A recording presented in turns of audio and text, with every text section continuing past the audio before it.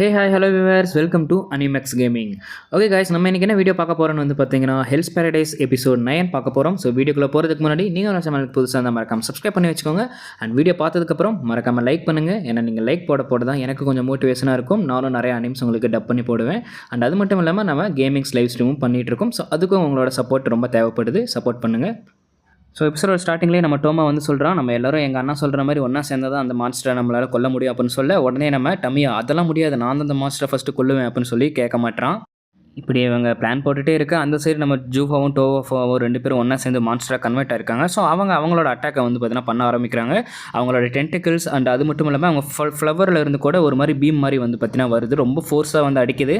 So but நம்ம sofa வந்து பார்த்தீங்கன்னா அவனால் முடிஞ்சதை அவன் வந்து பார்த்தீங்கன்னா தடுத்துட்டு இருக்கான். தடுத்துட்டே சொல்கிறான், அவங்க ரெண்டு பேரும் தனித்தனியாக இருக்கிறப்ப கூட அவங்கள சமாளிச்சிடலாம். பட் இவங்க ரெண்டு பேரும் கன்வெர்ட் ஆனதுலேருந்து அவங்களோட அட்டாக்ஸ் ரொம்ப வேகமாக இருக்குது. ஸோ அதை நம்ம எப்படி தடுக்க போகிறதுன்னு தெரியல அப்படின்னு சொல்லிட்டு நம்ம சோபா யோசிச்சுட்டே இருக்கான். அண்ட் அது மட்டும் இல்லாமல் நம்ம பின்னாடி இருக்க நம்ம டமியா அப்புறம் அவங்க அவங்க ரெண்டு பேர் ஆளையும் வந்து பார்த்தீங்கன்னா டாவோவை கரெக்டாக ஒழுங்காக கூட அவங்களால யூஸ் பண்ண முடியல. இன்னொரு பக்கமும் நம்ம டோமா நம்மளோட தம்பிக்கிட்ட வந்து பார்த்தீங்கன்னா அவனோட டாவோவை வச்சு அவங்கள அட்டாக்கும் பண்ண முடியாது. ஏன்னா அது ஹிண்டர் பண்ணுறக்கூடிய டாவோ கிடையாது, அவனோட டாவோ. அது நான் ஆல்ரெடி சொன்ன மாதிரி ஆட்ரிபியூட்ஸ் ஒருத்தருக்கு இருக்குது. ஸோ அந்த ஆட்ரிபியூட்ஸை வச்சு பார்த்தீங்கன்னா நம்ம டாவோவை வச்சு அவனால் அடிக்க முடியாதுன்னு வந்து சொல்லிட்டு. அண்ட் என்கிட்ட மட்டும் தான் டவோஃபாவை அழிக்கக்கூடிய அந்த ஹிண்டர் பண்ணுறதுக்கான டாவோ இருக்குது. பட் நான் ஜூஃபாவை எப்படி அழிக்கணும் அப்படின்னு நான் ஏதோ ஒரு பிளான் யோசிச்சு ஆகணும். என்னால் மட்டும்தான் இந்த ரெண்டு மான்ஸ்டர்ஸையும் என்னால் மட்டும் தான் கொல்ல முடியும் போல் அப்படின்னு சொல்லி நம்ம சோபா வந்து திங்க் பண்ணிகிட்டு இருக்கோம். அப்படி ஃபைட் பண்ணிகிட்டு இருக்கப்பே நம்ம சோபாவுக்கு நம்ம ரெயின் சொன்னது ஞாபகம் வருது. அதாவது வாட்டர் இன்டியூஸ்டு டாவோ இருக்கிறவங்களுக்கு வந்து பார்த்திங்கன்னா அந்த ஒரு மாதிரி கிட்னி, சோயாபீன், அப்புறம் இன்னும் நம்ம செஸ்ட்நட்ஸ் அந்த மாதிரிலாம் சொல்கிறோம். அதெல்லாம் வந்து ஃபெர்மெண்ட் பண்ணி நாங்கள் வச்சுருக்கோம்.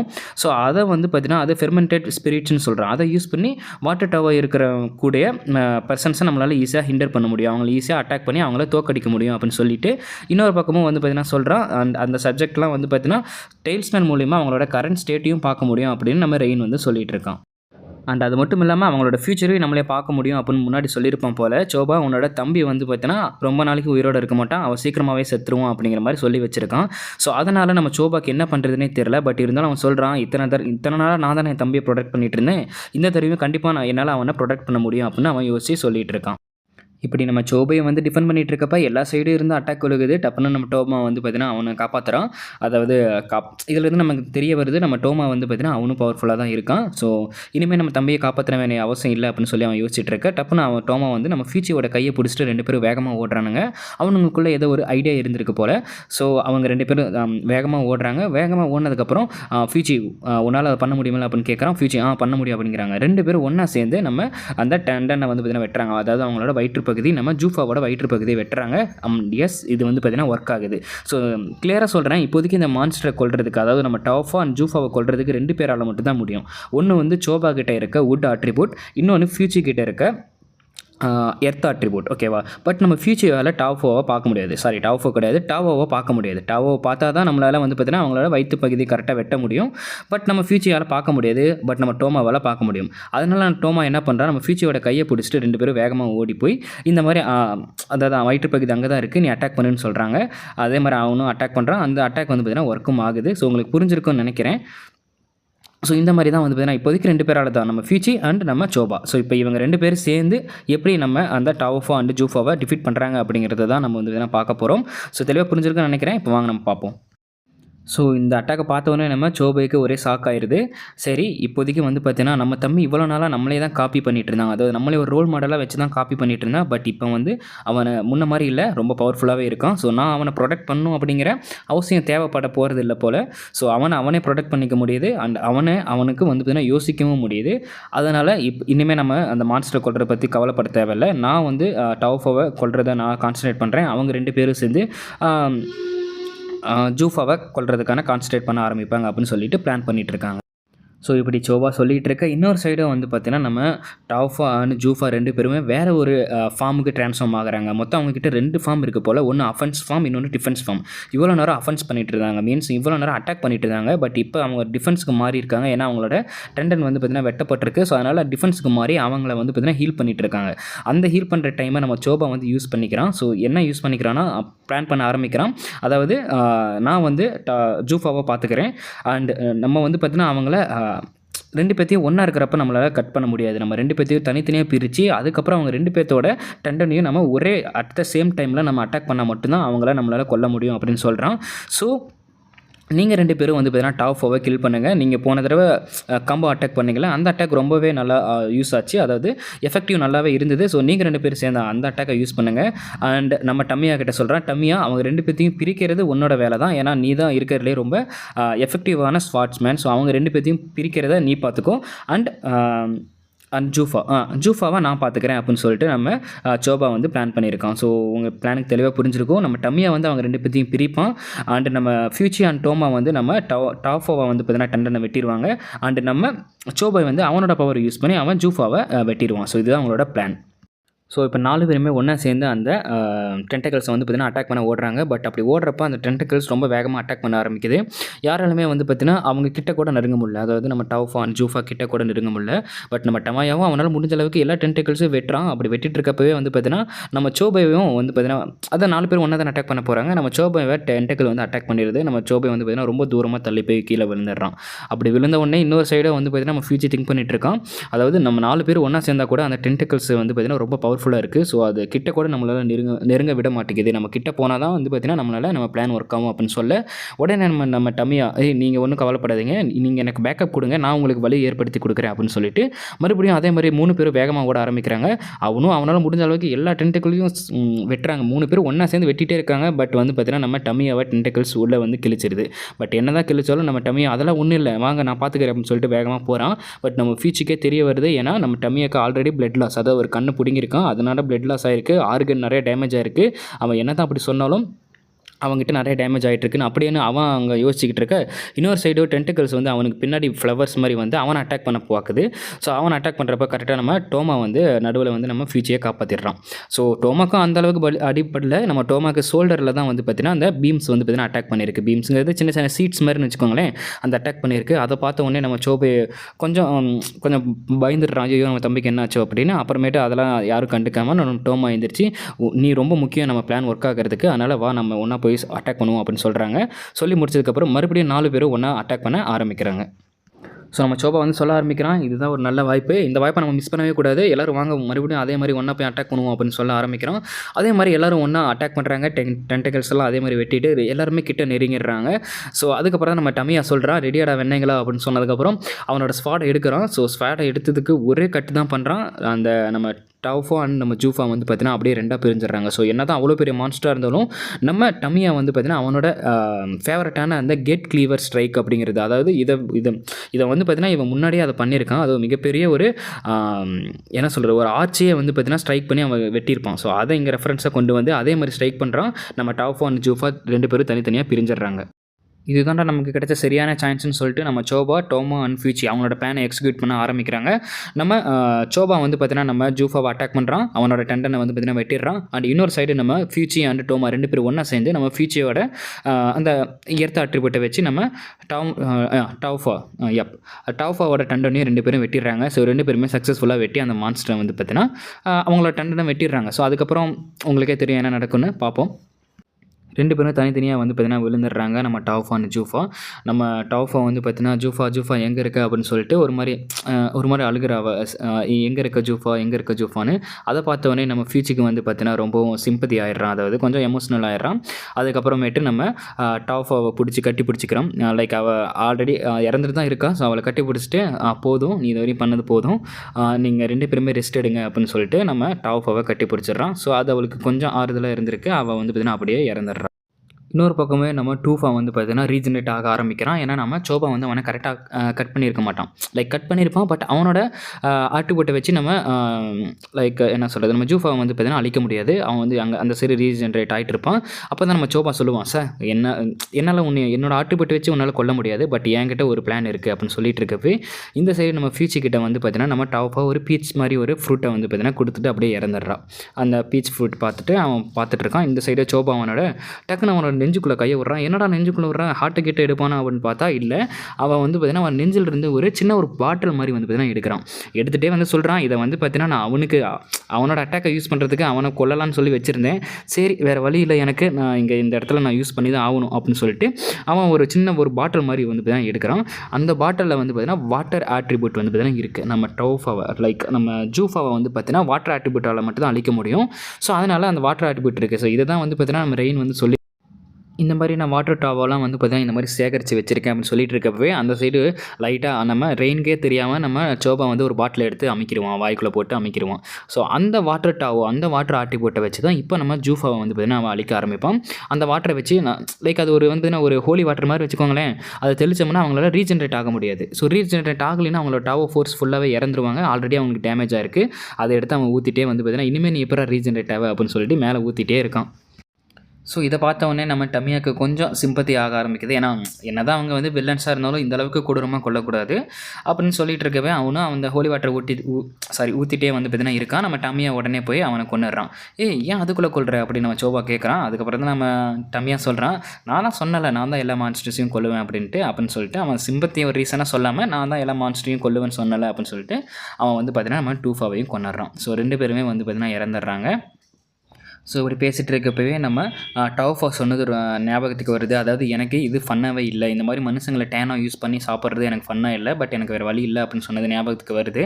அதுக்கப்புறம் நம்ம டமியா சொல்கிறான், உன் கூட சண்டை போட்டது எனக்கு ரொம்ப சந்தோஷமாக இருந்ததுன்னு சொல்லிட்டு அது நம்ம ஜூஃபாக்கு பக்கத்துலேயே ஒரு ஃப்ளவர் மாதிரி ஒன்று வளர்ந்துருக்கு. ஸோ அதுக்கு பக்கத்துலேயே நம்ம டவுஃபா கிட்ட இருந்து வந்த பீச்சை வந்து பார்த்தீங்கன்னா அந்த பீச் ஃப்ரூட்டை வந்து பக்கத்தில் வச்சிடறான்.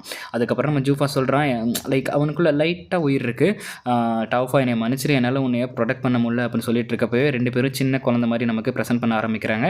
அப்போ நம்ம டவுஃபா சொல்கிறா, உங்க கூட சேர்ந்ததுக்கு எனக்கு ரொம்ப சந்தோஷமாக இருக்குது டூஃபா அப்படின்னு சொல்கிறாங்க. சொன்ன முடிச்சதுக்கப்புறம் நம்ம அந்த ஃப்ளவர் வந்து லைட்டாக அப்படியே நம்ம பீச் ஃப்ரூட் மேலே அப்படியே சாயிற மாதிரி நமக்கு காமிக்கிறாங்க. ஸோ அது கொஞ்சம் நல்லா பார்க்குறதுக்கு எமோஷனலாக கொஞ்சம் இருந்ததுன்னு வச்சுக்கோங்களேன். அப்பாடா எப்படியோ நம்ம ஒரு வழியாக இவங்கள லைக் நம்ம யாருமே சாகாமல் இவங்களுக்கு கொண்டாச்சுரா அப்படின்னு நம்ம டம்மியாக சொல்லிட்டு எல்லாம் ரெஸ்ட் எடுக்க ஆரம்பிக்கிறாங்க. ஸோ இப்படி இவங்க ஃபைட் பண்ணிட்டு இருக்கவே கொஞ்ச நேரத்துக்கு முன்னாடி நம்ம சகிரியும் மெய்யும் இன்னொரு டென்ஷனை ஃபேஸ் பண்ணுறாங்க. அந்த டென்ஷன் ஒரு புக் படிச்சுட்டு இருக்கான்.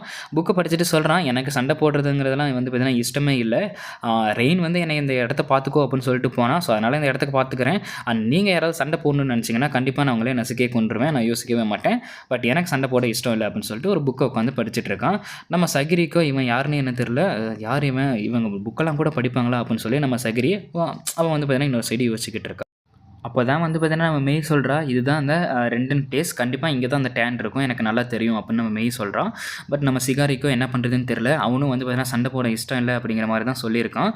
அண்ட் அதுக்கப்புறம் வந்து பார்த்தீங்கன்னா இவன் கேட்குறா, சிகாரி இங்கே ரெயின் தானே இருப்பான், ரெயின் எங்கே போனான்னு கேட்குறப்ப, ரெயின் இப்போ தான் கொஞ்ச நேரத்துக்கு முன்னாடி தான் அவன் வெளியே போனான், என்னை இந்த இடத்த பார்த்துக்க சொல்லிட்டு அவன் போனான் அப்படின்னு சொல்லிட்டு நம்ம அங்கே இருக்க ஒரு டென்ஷன் வந்து பார்த்தீங்கன்னா சொல்கிறான். நம்ம சிகாரி சரி அவன் ஃபேஸை தான் பார்க்கலாம் அப்படின்னு சொல்லி திரும்பி பார்க்குறான். பட் அவனோட ஃபேஸை பார்க்க முடியல. அப்போ தான் மெய் சொல்கிறான், அவன் கொஞ்சம் சையான பர்சன், அவன் வந்து பார்த்தீங்கன்னா யாருக்கும் அவனோட ஃபேஸை காமிக்க மாட்டான் அப்படின்னு சொல்லிட்டு இருக்கான். உடனே நம்ம சகிரி அவளோட ஸ்வாடை வந்து பார்த்தீங்கன்னா அட்டாக் பண்ணலான்னு சொல்லி ஸ்வாடை எடுத்திருக்கா. பட் எடுக்கிறப்ப நம்ம டென்ஷன் வந்து அவன் கரெக்டாக அவனோட பவர் யூஸ் பண்ணுறான். அவனோட பவர் வந்து பார்த்தீங்கன்னா ஒரு கிராவிட்டி புல் மாதிரி வந்து பார்த்தீங்கன்னா இருக்குது. அப்படியே ஃபுல்லாக ஒரு கிராவிட்டி வச்சு அப்படியே அழுத்துற மாதிரி அந்த மாதிரி அவன் டாவோ ஃபோர்ஸை வச்சு நம்ம நம்ம சகிரியை வந்து பார்த்தீங்கன்னா அப்படியே அழுத்துறான். அழுத்திட்டே வந்து பார்த்தீங்கன்னா உடனே நம்ம சகிரி வந்து சொல்ல ஆரம்பிக்கிறான். உடனே ஃபுல்லாக ஃபோர்ஸ் நம்ம சகிரியை போட்டு அழுத்து நம்ம சகிரியை உடனே வந்து பார்த்தீங்கன்னா அவளோட ஸ்வாடிலேருந்து கையை எடுத்துகிட்டு மன்னிப்பு கேட்க ஆரம்பிக்கிறா, என்னை மன்னிச்சிடு. ஸோ எங்களால் தான் உங்களுக்கு இவ்வளோ பிரச்சனை நடந்திருக்கு, பட் உங்களாலேயும் எங்களுக்கு நிறைய பிரச்சனை நடந்திருக்கு. நம்ம 2 சைடு பேருமே வந்து பார்த்திங்கன்னா ஏகப்பட்ட இழப்புகள் இருக்குது. எங்களுக்கு அந்த டேன் தேவையில்லை, எங்களுக்கு எதுவுமே தேவையில்லை. நாங்கள் எல்லோரும் உயிரோடு அங்கே இருக்க ஐலாண்டுக்கு போனாலே போவோம், அதாவது எங்களோட ஐலாண்டுக்கு நாங்கள் உயிரோடு போனாலே போதும், எனக்கு வேறு எதுவுமே வேணாம் அப்படின்னு சொல்லிட்டு அவன் மன்னிப்பு கேட்க ஆரம்பிக்கிறான். அந்த மன்னிப்பு கேட்டே வந்து பார்த்தீங்கன்னா அதுதான் சொல்கிறா அவள், லைக் 2 சைடுமே வந்து பார்த்தீங்கன்னா ஏகப்பட்ட இழப்புகள் இருக்குது. எங்கள் சைடும் ஏகப்பட்ட ஹியூமன்ஸ் வந்து பார்த்தீங்கன்னா இறந்துருக்காங்க. அண்ட் நாங்களும் நிறைய டென்ஷனை வந்து பார்த்தீங்கன்னா கொண்டிருக்கோம். ஸோ 2 பேர் சைடும் ஈக்குவலாக வந்து பார்த்தீங்கன்னா லைக் மிஸ்டேக்ஸ் இருக்கிறனால நீ எங்களை போக விட்டினா நாங்கள் போயிடுவோம் அப்படின்னு சொல்லி அவன் மன்னிப்பு கேட்க ஆரம்பிக்கிறான். அப்படி கேட்டுட்டு இருக்கப்பவே அவளோட டாவோ ஃபோர்ஸ் வந்து பார்த்தீங்கன்னா ரொம்ப அதிகமாக ஆக ஆரம்பிக்குது. அங்கே அதை வந்து பார்த்தீங்கன்னா அங்கே இருக்க டென்ஷனும் பார்க்குறான். ஸோ பார்த்ததுக்கப்புறம் அவனும் வந்து பார்த்தீங்கன்னா ரொம்ப நார்மலான ஒரு டென்ஷனாக தான் இருக்கான். அவனும் ஃபைட் பண்ணுற இன்டென்ட் இல்லைன்னு சொல்லிட்டான்ல. ஸோ அவனும் வந்து பார்த்தீங்கன்னா சொல்கிறான், சரி ஓகே நான் வந்து பார்த்தீங்கன்னா உன்னைய எதுவுமே பண்ணல, நீங்கள் 2 பேருமே இந்த இடத்த விட்டு போகலாம் அப்படின்னு வந்து பார்த்தீங்கன்னா சொல்கிறான். நம்ம டென்ஷன் உடனே சொல்கிறான், சரி நான் உங்களை போக விட்டுறேன், பட் நீங்கள் அங்கே போனாலும் உங்களுக்கு ஒரு பிரயோஜனமும் இல்லை, உங்கள் ஐலாண்டு வந்து பார்த்தீங்கன்னா அழிய போகுது அப்படின்னு சொல்கிறான். உடனே நம்ம சகிரி கேட்குறா, என்ன என்ன சொல்கிறேன் எனக்கு புரியல அப்படின்னு. நீ தானே ரெயின் எங்கே போயிருக்கான்னு கேட்டேன். ரெயின் வந்து இப்போ இந்த இடத்துக்கு கீழே தான் இருக்கான், அவங்க ஒரு ஷிப்பை வந்து ரெடி பண்ணிகிட்டு இருக்காங்க. ஸோ அந்த ஷிப்பில் ஏகப்பட்ட அந்த பட்டர்ஃப்ளை இருக்குது. அந்த பட்டர்ஃப்ளை லைக் அந்த பட்டர்ஃப்ளைஸ் என்ன பண்ணணும்னு உங்களுக்கு தெரியும். லைக் சீசன் 1லேயே அந்த பட்டர்ஃப்ளை வந்து பார்த்திங்கன்னா நம்ம டமியாவோட கையை கடிச்சிருக்கும். கையை கடிச்சோடனே நம்ம டமியாவோட கை அப்படியே ஃப்ளவராக மாறி இருக்கும். அதனால தான் நம்ம டமியா அவனோட கையவே வந்து பார்த்திங்கன்னா வெட்டி எடுத்துருவான். ஸோ அந்த பட்டர்ஃப்ளையை வந்து பார்த்திங்கன்னா ஒரு பேக்காக பண்ணிவிட்டு, அதை பாக்ஸாக பண்ணிவிட்டு அங்கே இருக்கிற ஐலாண்டுக்கு கொண்டு போய் அங்கே இருக்க ஹியூமன்ஸை வந்து பார்த்திங்கன்னா நாங்கள் அட்டாக் பண்ண போகிறோம். ஸோ அதுக்காக தான் ரெயின் வந்து போயிட்டுருக்கான். ஸோ நீங்கள் அங்கே போனீங்கன்னா உங்களுக்கு எந்த விதமான பிரயோஜனமும் இல்லை அப்படின்னு சொல்லிட்டு இருக்கான். ஸோ இந்த பட்டர்ஃப்ளைஸோட ஜாப் நான் ஆல்ரெடி சொன்ன மாதிரி அங்கே இருக்க ஹியூமன்ஸை வந்து பார்த்திங்கன்னா இது கடிச்சதுன்னா அவங்க உடனே வந்து பார்த்திங்கன்னா அவங்களும் ஃப்ளவராக மாற ஆரம்பிச்சிருவாங்க. ஸோ ஃப்ளவராக மாறினதுக்கப்புறம் தான் நம்ம டென்ஷனுக்கு டேன் வந்து பார்த்திங்கன்னா கிடைக்கும். ஸோ அதனால் இப்போதைக்கு அங்கே இருக்க ஐலாண்டில் இருக்க எல்லா மக்களையுமே நாங்கள் டேனாக கன்வெர்ட் பண்ண போகிறோம். அப்படி கன்வெர்ட் பண்ணால் தான் எங்களுக்கு பர்ஃபெக்டான அந்த டேன் எலிக்சர் கிடைக்கும் அப்படிங்கிறது ரெயினுக்கு தெரிஞ்சிருச்சு. ஸோ அதனால் ரெயின் அங்கே தான் போயிட்டுருக்கான் அப்படின்னு சொல்கிறேன். உடனே நம்ம சிகாரி வந்து கேட்குறா, நீங்கள் ஏன் இந்த மாதிரி பண்ணுறீங்க, அதுதான் உங்களுக்கு தேவையான எலிக்சர்லாம் கிடச்சிருச்சுல, உங்களுக்கு தான் டேனெல்லாம் கிடச்சிருச்சுல அப்படின்னு சொல்கிறா. பட் அவன் வந்து பார்த்தீங்கன்னா டென்ஷன் சொல்கிறான், நான் காரணத்தை சொன்னாலும் இப்படியும் உங்களுக்கு புரிய போகிறதில்ல, உன்னோட ரீசனும் எனக்கு புரியாது, என்னோட ரீசனும் உனக்கு புரியாது. ஹியூமன்ஸுங்கிறவங்க ஜஸ்ட் ஒரு இன்க்ரீடியன்ட் தான். ஒரு பர்ஃபெக்டான டேனுக்கு உங்களை விட்டால் எங்களுக்கு வேறு இன்க்ரீடியண்ட்டே கிடையாது. நீங்கள் தான் இருக்கிறதுலே ஒரு பர்ஃபெக்டான எலிக்சரை கண்டுபிடிக்கிறதுக்கு ஒரு பர்ஃபெக்டான இன்க்ரீடியன்ட். அதை தேடி தான் ரெயின் வந்து போயிருக்கான் அப்படின்னு சொல்ல உடனே நம்ம மெய் வந்து கேட்குறோம். ஆனால் கிராண்ட் மாஸ்டர் அப்படி இல்லையே, அவரோட ரிசர்ச் வந்து எல்லா மக்களுக்கும் உதவி செய்யறதுக்காக மட்டும்தானே அவர் இந்த மாதிரி ரிசர்ச் கண்டுபிடிக்க ஆரம்பித்தார். பட் நீங்கள் ஏன் மனுஷங்களை டேனை வந்து பார்த்தீங்கன்னா யூஸ் பண்ண ஆரம்பிக்கிறீங்க அப்படின்னு சொல்கிறதுக்கு அப்போ தான் நம்ம டென்ஷன் சொல்கிறான், உனக்கு ஒன்றும் தெரியாது மெய், 100 வருஷத்துக்கு முன்னாடி மனுஷங்க இங்கே வர ஆரம்பித்தாங்க. ஸோ அவங்க இங்கே வந்ததுக்கப்புறம் அவங்கள நாங்கள் டேனாக கன்வெர்ட் பண்ணி அந்த டேனை வந்து பார்த்திங்கன்னா நாங்கள் குடிக்க ஆரம்பித்தோம். உண்மையை சொல்ல போனால் இருக்கிறதுலே அவங்களோட டேன் தான் ரொம்பவும் ஹெல்தியானது அண்ட் ரொம்ப நாள் நீடிக்கக்கூடியது. ஸோ நம்மளை இவ்வளோ நாளாக ரீஜென்ரேட் பவர் வச்சுக்கிட்டு நம்மளை இவ்வளோ நாளாக உயிரோட நம்மளை காப்பாற்றிட்டதுக்கான முதல் காரணமே அந்த ஹியூமன்ஸோட டேன் தான். ஸோ அன்றைக்கி தான் நம்ம ரெயினுக்கு தெரிய வந்தது, இதை ஹியூமன் ரிசோர்ஸை விட வேறு எந்த விதமான டேனும் இந்த அளவுக்கு ஒரு பர்ஃபெக்டான டேனை ப்ரொடியூஸ் பண்ண முடியாது அப்படின்ட்டு. ஸோ அன்னையிலிருந்து நம்ம ரெயின் அவனோட பிளானை எக்ஸிக்யூட் பண்ண ஆரம்பித்தான். நம்ம ஜூஃபா நம்ம டாஃபா அவங்களுக்கும் வேறு வழி தெரியல, அவங்களோட ட்ரைனை இங்கே முடிக்கிறதுக்கு இதுதான் ஒரு நல்ல வழின்னு அவங்களுக்கு தெரிய ஆரம்பிச்சிது. ஸோ அவங்களும் ஹியூமன் டேனை வந்து பார்த்தீங்கன்னா எடுத்துக்க ஆரம்பித்தாங்க அப்படின்னு சொல்ல ஆரம்பிக்கிறான். இப்படி இவங்க பேசிகிட்டு இருக்கவே சைடில் ஒரு பாட்டில் மாதிரி ஆட ஆரம்பிக்குது. ஸோ அது வேறு ஒன்றும் இல்லை, நம்ம ரெயின் வந்து ரிச்சுவல் நடத்தி வச்சுட்டு போயிருப்பான், அதில் அவங்க பேரெல்லாம் எழுதி வச்சுருப்பான். ஸோ அதை வந்து பார்த்தோம் அப்படின்னா அவங்க எங்கே இருக்காங்க, அவங்களோட ஹெல்த் எவ்வளோ அப்படின்னு நமக்கு தெரிய வரும். அதில் ஒரு பேப்பரில் எமோடோ அசைமோன்னு சொல்லி எழுதி வச்சுருக்கான். ஸோ அந்த பேப்பர் லைட்டாக கருகிட்டே வருது. இன்னொரு சைடும் நம்ம அசைமோனை வந்து பார்த்தீங்கன்னா, அதாவது சியோனை வந்து பார்த்தீங்கன்னா காமிக்கிறாங்க. அவன் வந்து பார்த்தீங்கன்னா ரொம்ப டேமேஜாக கீழே விழுந்து கிடக்கிறான். விழுந்துட்டு நம்ம நகுரிக்கிட்ட வந்து கேட்குறான், எத்தனை அப்படின்னு கேட்குறான். நம்ம நகுரி 15 215 அப்படின்னு சொல்கிறான். என்னடா 215ன்னு சொல்கிறேன்னு பார்த்தா அங்கே பார்த்தா தான் தெரியுது, ஏகப்பட்ட பேரை வந்து பார்த்தீங்கன்னா சியோன் கொண்டு வச்சுருக்கான். 215 தடவை நம்ம சியோன் வந்து பார்த்தீங்கன்னா வெட்டியிருக்கான் போல் அவங்கள. என்ன தான் அவ்வளோ தடவை வெட்டினாலும் அவன் வந்து பார்த்தீங்கன்னா அந்த டென்ஷன் ரீஜென்ரேட் ஆகிட்டே இருக்கான்.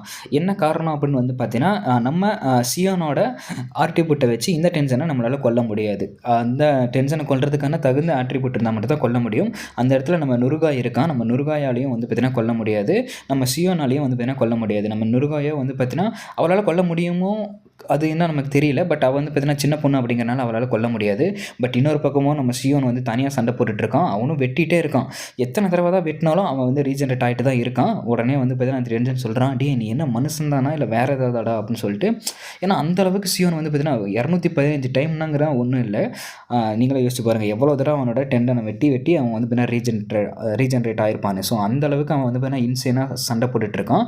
ஏன்னா நம்ம இந்த டென்ஷன் தான் நம்ம சியோனோட ஸ்டூடெண்ட்டை வந்து பார்த்திங்கன்னா கொண்டிருப்பான். ஃபஸ்ட்டு வந்து பார்த்திங்கன்னா நம்ம சியோனோட ஸ்டூடெண்ட்டை கொண்டிருப்பான். ஸோ அதை பழி வாங்குறதுக்காக இவன் வந்து பார்த்திங்கன்னா இன்சேனாக ஃபைட் பண்ணிகிட்டு இருப்பான். ஸோ வந்து பார்த்திங்கன்னா காமிக்கிறாங்க. ஸோ இவன் தான் வந்து பார்த்தீங்கன்னா இந்த ஸ்டூடெண்ட்டை தான் வந்து பார்த்தீங்கன்னா இந்த டென்ஷன் வந்து கொண்டிருப்பான். நம்ம சியோனையும் நம்ம நுருகாயையும் காப்பாற்றுறதுக்காக நீங்கள் 2 பேரும் ஓடிடுங்க, நான் இவனை பார்த்துக்கிறேன் அப்படின்னு சொல்லிடுவான். பட் என்ன தான் அப்படி சொன்னாலும் அந்த டென்ஷன் அவனால் ஒத்த ஃபைட் போட்டு ஜெயிக்க முடியாது. ஸோ அவனை வந்து பார்த்தீங்கன்னா ரொம்ப கொடூரமாக இந்த டென்ஷனும் கொண்டிருக்கும். இதை பார்த்த உடனே தான் நம்ம நுருகாய் அண்டு நம்ம சியோன் 2 பேருமே முடிவு எடுப்பாங்க, அந்த டென்ஷனை கொல்லாமல் நம்ம இந்த ஐலாண்டை விட்டு போகக்கூடாது அப்படின்ட்டு. ஸோ அதனால தான் வந்து பார்த்தீங்கன்னா ஃபைட் பண்ண ஆரம்பிப்பாங்க. ஸோ இதோடையே வந்து பார்த்தீங்கன்னா இந்த எபிசோட் முடியுது. ஸோ என்னால் முடிஞ்ச அளவுக்கு எல்லாமே நான் கரெக்டாக சொல்லியிருக்கேன். மறக்காமல் ஒரு லைக் பட்டனை தட்டி விட்டு போங்க. அண்ட் நான் வேறு ஏதாவது சொல்ல மறந்துட்டேன் அப்படின்னா, இல்லை சொல்ல தப்பாக ஏதாவது சொல்லியிருந்தேன் அப்படின்னா மறக்காமல் கீழே கமெண்ட் பண்ணுங்கள். அதை மற்றவங்க பார்த்து தெரிஞ்சுக்கிட்டும் நானும் என்னோட அடுத்த வீடியோவிலேருந்து அதை திருத்திக்கிறேன். அண்ட் இன்னொரு முக்கியமான விஷயம், இந்த எபிசோடுக்கு 5 ஸ்டாருக்கு நீங்கள் எத்தனை ஸ்டார் கொடுப்பீங்க அப்படின்னு மறக்காமல் கீழே கமெண்ட் பண்ணுங்கள். அண்ட் நான் தான் mister nobody and I'm signing off. Tata bye.